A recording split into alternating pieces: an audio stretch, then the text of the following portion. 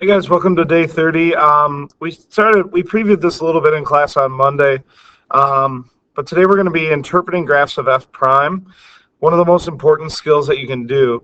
It tends to be a little bit difficult because things like local maxes, we know what they look like on an f graph. They look different on an f prime graph, but our definitions still stay the same. So we just have to be very careful in interpreting this to make sure that we can solve this correctly. So just as a reminder on our definitions, the big ones that we use here are this.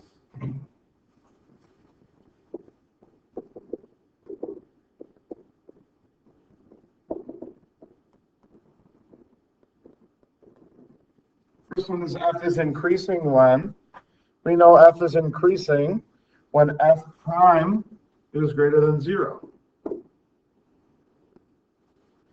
And everything's going to tie to f prime here because that's the type of graph that we're looking at today. So therefore, f is decreasing when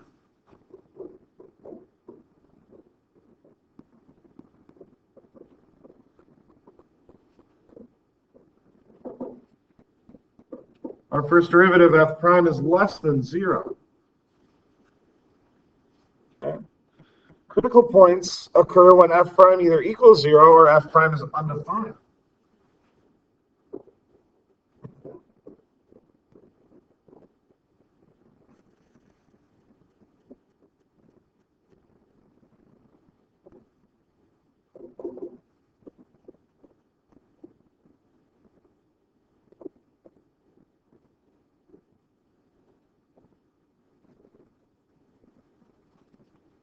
To determine whether a critical point is a local max or a local min or neither, right? We have worked with that before, but with functions, okay, the definition is still the same.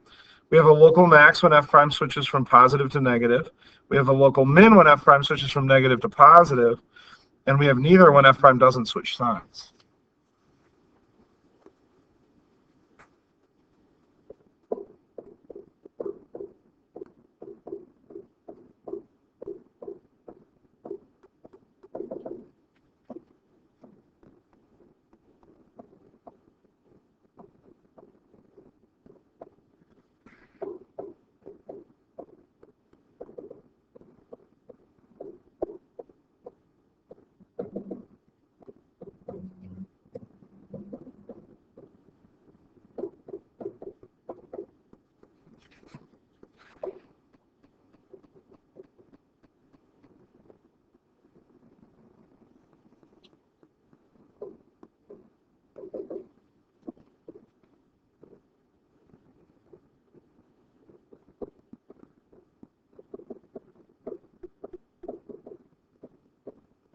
Again, with f prime not switching signs, that could either be f prime, went positive to positive through 0, or f prime went negative to negative through 0. You don't have to specifically say which scenario it is in your justifications.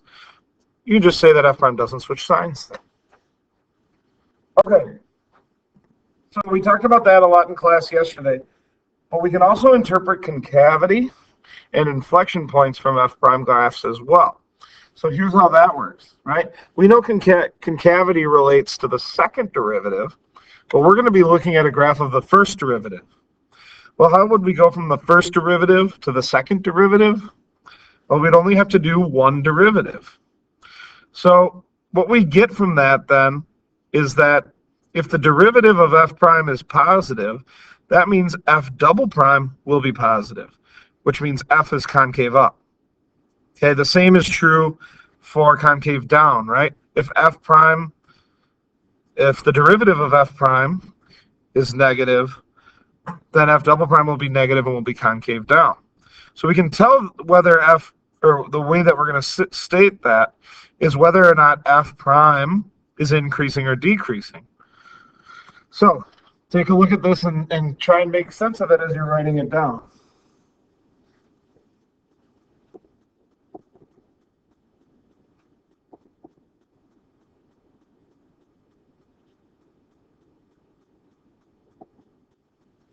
Again, f is concave up when f double prime is positive. You still need to know that that definition.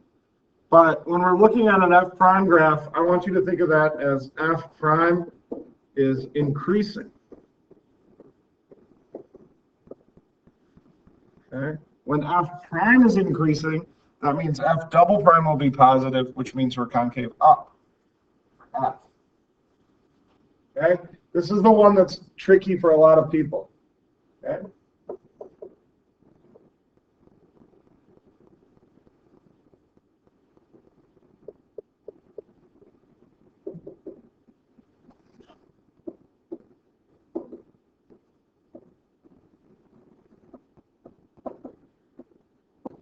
That means f is concave down when f double prime is negative.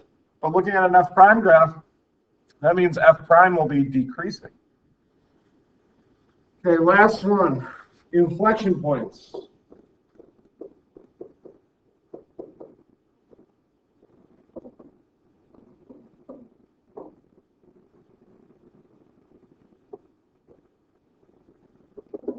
An inflection point by definition is when concavity changes. So it's when f double prime changes signs. But how are we going to be able to identify those points on an f prime graph, you may ask? Well, f prime increasing tells us concave up, f prime decreasing tells us concave down. So anytime f prime switches from increasing to decreasing, or vice versa, we're going to have inflection points. So that's our definition.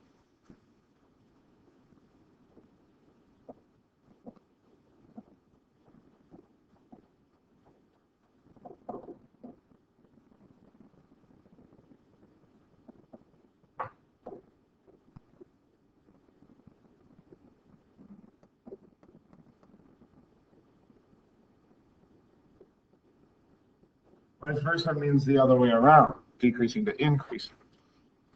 Okay, so I have a graph for you. I'm just going to flip to the next page and we're going to take a look at it and answer some questions based on this graph. So when you see the graph, go ahead and pause the video. Just copy that graph quickly into your notes. It doesn't have to be a perfect copy of the graph, but just do your best to sketch that in there and then answer the following questions.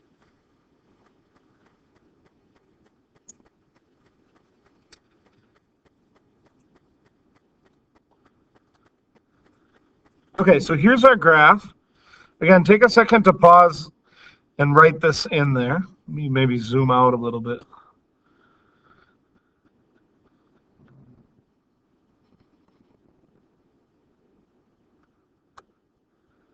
So here's our graph of f prime of x. I'll scale it for you. We're going to scale it by 1.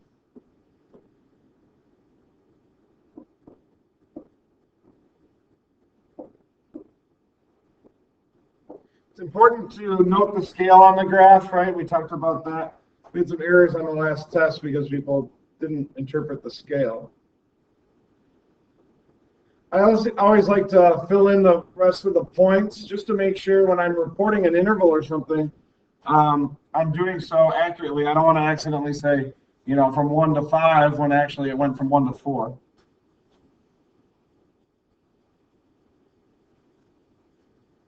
Okay, so my first question is, on what interval is f decreasing?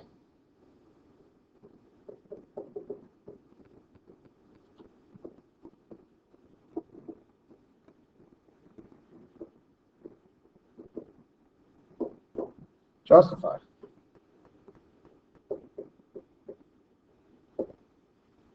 So again, I want to know on what interval is f decreasing. Don't tell me where the graph you're looking at is decreasing, because that's not the graph of f, that's the graph of f prime. Right? We think of our definition, f decreases when f prime is negative. So I need to report where this graph is negative, because that's where f prime is negative. So taking a look at this graph, right, see this thing terminates at, it has a domain from -7 to 7. Okay, so we're not using infinity and negative infinity here.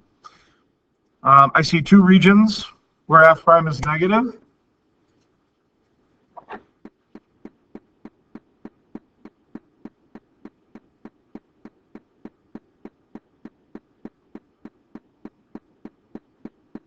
So I'm going to say f is decreasing on that interval, -7 to -4, union 5 to 7.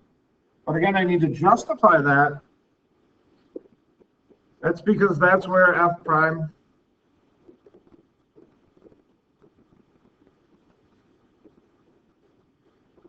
is less than 0. Okay? Again, you don't have to write a novel to write your justification. We just need precise language. Don't tell me that's where it's negative. Tell me that's where f prime is negative, where f prime is less than 0. Okay? It's very important that you are specific with your justifications, as you know if you've been in ninth hour for that. Right? Okay. If I ask you where f is increasing, you could say from -4 to 1 union 1 to 5, again, because that's where f prime is greater than 0. All right, the next question is going to be, identify the critical points of f and identify them as local mins, maxes, or neither.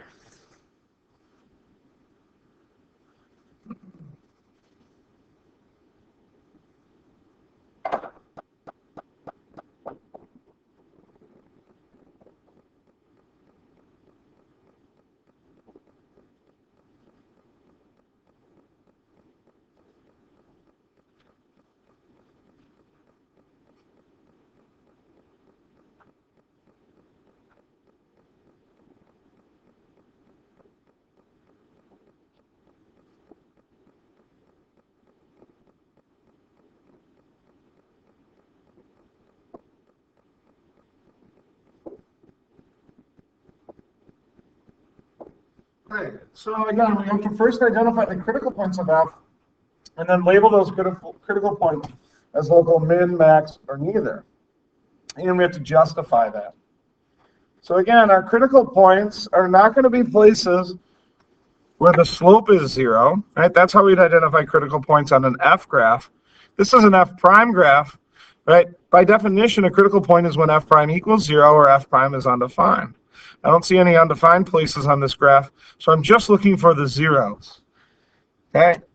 My first 0 is going to be at x equals -4. My second 0 is at 1. And my third 0 is at 5. So those are my 3 critical points. And again, they're critical points because that's when f prime of x equals 0. The graph I'm looking at, the graph of f prime. Again, now I have to determine them as a local min, a local max, or neither. When I take a look at that -4, what I see here is on the left side, f prime is a negative value. On the right side, f prime is a positive value. Just like the testing on your number lines that you guys did for identifying critical points through functions. Okay? We just have to observe the graph and see that f prime is switching, right? Looking left to right, f prime is changing from a negative number to a positive number. Therefore, that's code for a local minimum. So x equals -4 is a local min.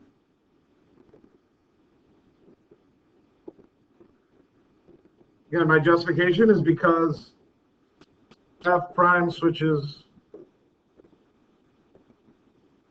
minus to plus. When I look at x equals 1 here, I see that f prime is plus on the left and plus on the right. That tells me that f prime didn't switch signs, even though it hit 0. That's code for is neither.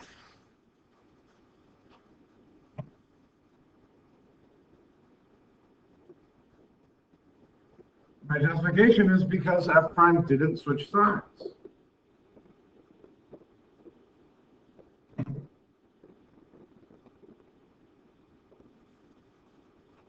X equals 5 then.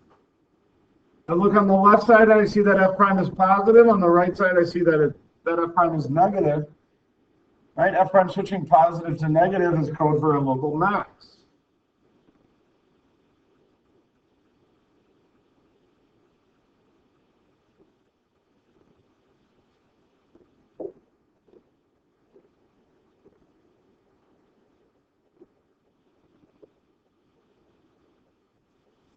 Because f prime switches plus to minus. Okay. Now, -4 doesn't look like a min, 5 doesn't look like a max, and 1 doesn't look like a neither. Okay, but we have to know that they generally don't show you a picture of a max and ask you if it's a max, right? This is a little bit more in depth of an analysis here, right? So if it seems too easy, it's maybe because it is, right? Our justifications for local max here have to be based on f prime, so we just have to think a little bit more deeply about that. Okay, my next question is, on what intervals is f concave up?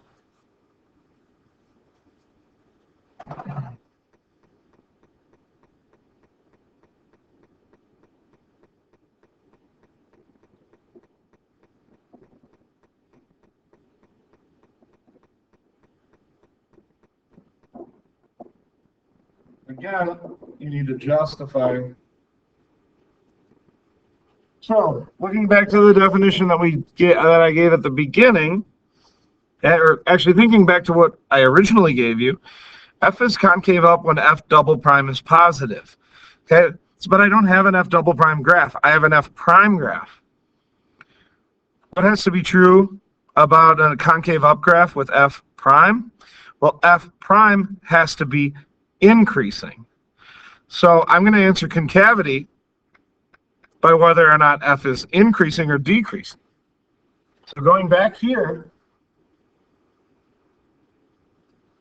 I'll use this color. F prime is increasing, right?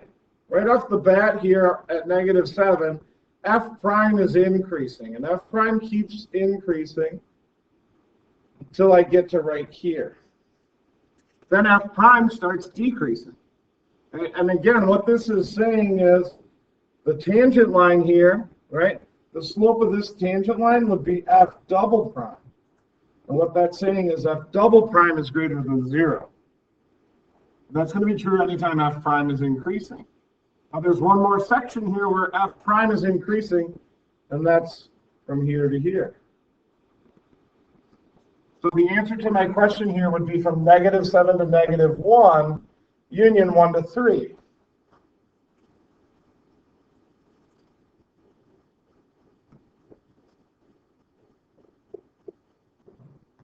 My justification, right, is because that's when f prime is increasing.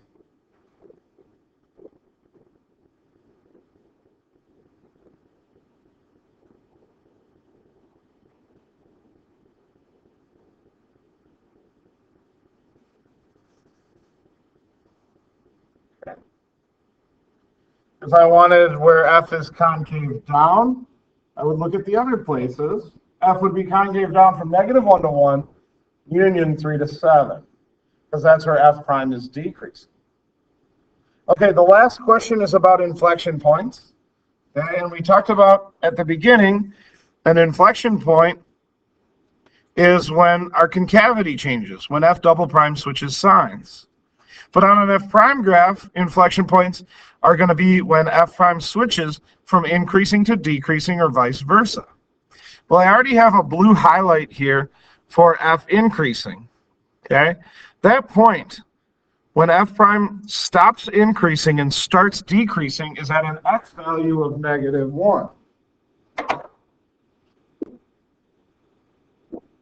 So this is my inflection point of f. That's an example of what an inflection point of f looks like on an f prime graph. The next time that happens is when we switch from decreasing to increasing right here. There's another inflection point of f, and the last one is right here. Okay?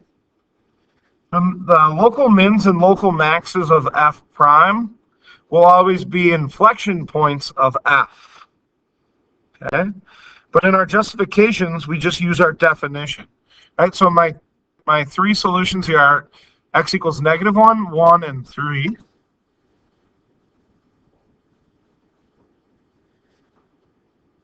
All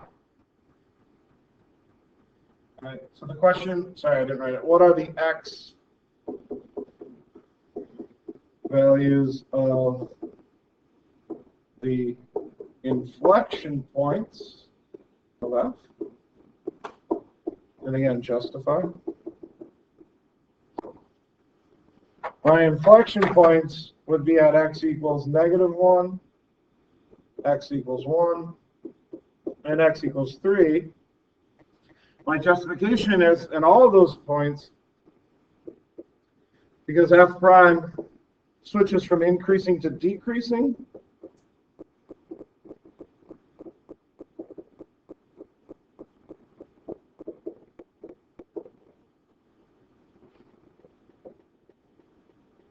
or vice versa.